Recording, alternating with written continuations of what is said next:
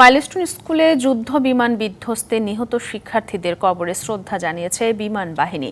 প্রতিনিধি দলটি কবর জিয়ারতের পর স্বজনদের সমবেদনা জানান। বিকেলে শরীয়তপুরের ভেদরগঞ্জের মাঝিকান্দি শমীমের বাড়িতে শ্রদ্ধা নিবেদন করেন তারা।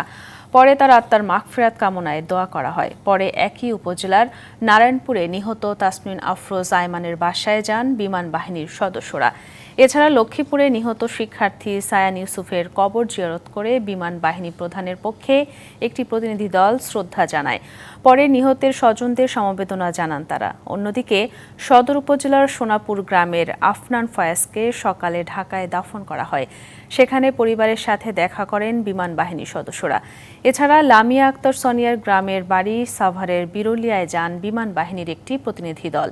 বিরুলিয়ার বাগনিবাড়ি কবরস্থানে লামিয়ার সমাধিতে শ্রদ্ধা জানায় প্রতিনিধি দল।